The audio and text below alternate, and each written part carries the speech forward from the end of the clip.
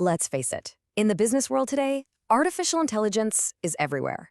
It's not just some fancy tool anymore. It's a massive engine that's completely changing how we work. It can process, automate, and innovate on a scale that's just mind-blowing.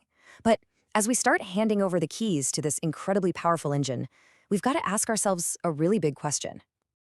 See, AI can crunch a mountain of data and tell you what to do, no problem, but it can't tell you why any of it really matters. It runs on perfect, cold logic, but it has zero moral compass. And that gap, that huge space between raw intelligence and actual wisdom, that's exactly what we need to talk about. Let's break down what that really means. Okay, so look at this breakdown. It really lays out the two sides of the coin. On one side, you've got AI superpowers, right? Processing data at lightning speed, automating all the complex stuff, all driven by pure logic. But on the other side, well, that's where we come in. Those are the human capacities that you just can't code, wisdom to see the big picture, ethical discernment to navigate those tricky gray areas, and the drive that comes from compassion and a sense of purpose. Here's the bottom line. AI runs on algorithms. We run on values. And that leads us right into the dual nature of AI, because it holds this unbelievable promise for sure. But without the right guidance, it also brings some very real dangers to the table for any company out there. Look, the risks here aren't just some far-off theoretical problem. They are happening right now. I mean, think about algorithms that are quietly baking in societal biases into major decisions, like who gets a job or who's approved for a loan. For a business, this can be catastrophic. It can cause a total meltdown of customer trust, land you in serious legal trouble, wreck your reputation, and honestly just create a corporate culture that feels cold, calculated, and completely soulless. So how do we stop that from happening? Well, the answer comes from a place you might not expect in a business conversation. It's a concept called spiritual intelligence, or SQ for short. So let's dive into what that actually means. In a business context, SQ is basically the human guidance system for all this powerful tech. It's our collective ability to tap into wisdom and compassion. It's what gives us the guts and clarity to make those tough ethical calls and to actually inject our work with a sense of meaning, something a data-driven system could never, ever do. Think of it as the moral operating system for all our technology. Now, let's be crystal clear about what we are not talking about here. When we say spiritual intelligence in the workplace, this has absolutely nothing to do with organized religion. It's not about pushing any specific belief system on anyone. And please don't mistake this for some soft, fluffy, feel-good management fad. In the age of AI, this is a hard-nosed, strategic necessity. So what is it then? Well, it's all about fostering these universal human values that make a business stronger from the inside out. It's about leaders who actually walk the talk on integrity and compassion.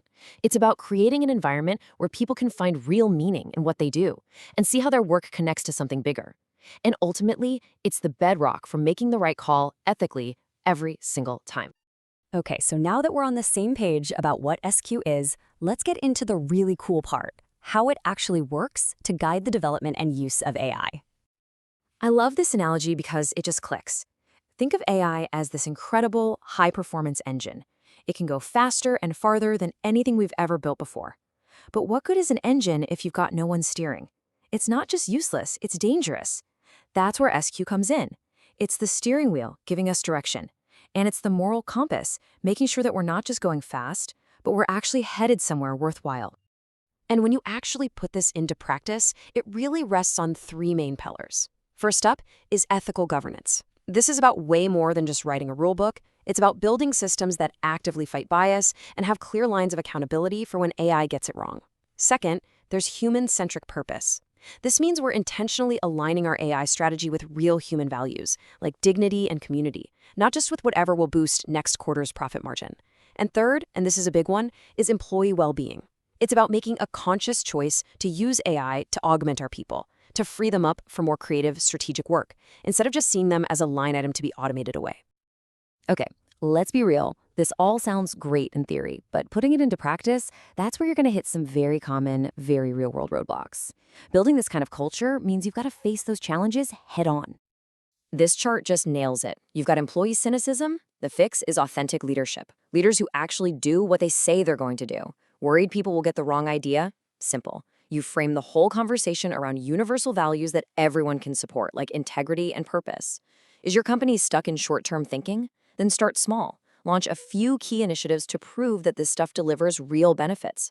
And if you can't get buy-in from the top, you've got to connect SQ directly to the bottom line. Show them exactly how it boosts retention, sparks innovation, and makes the business stronger. So, the big question, how do we actually make this happen? Let's get really practical here and walk through the exact steps for building a framework that bakes SQ right into your AI strategy. Here it is. This is your 5-step playbook. Step 1, it all starts with a values-based charter. You make ethics the foundation, not some afterthought you tack on at the end. Then, step 2 is a human-in-the-loop policy. You mandate human oversight for the big decisions, because some things just need a human gut check, right? Third, you have to invest in empathy training for your tech teams, so the people building the algorithms truly understand the real-world impact of their work. Step 4, you consciously design for augmentation, redesigning jobs to make your people more capable, not to replace them. And finally, step 5, you conduct holistic impact assessments, where you judge an AI project not just on its ROI, but on its impact on human well-being. When you boil it all down, this is what we're aiming for. It's about taking this incredible, world-changing technology that we've created and steering it with intention towards its best and highest use. It's about making sure that as our tools get smarter, we, as people, get wiser. So, I'll leave you with this question, one to really think about for your own organization.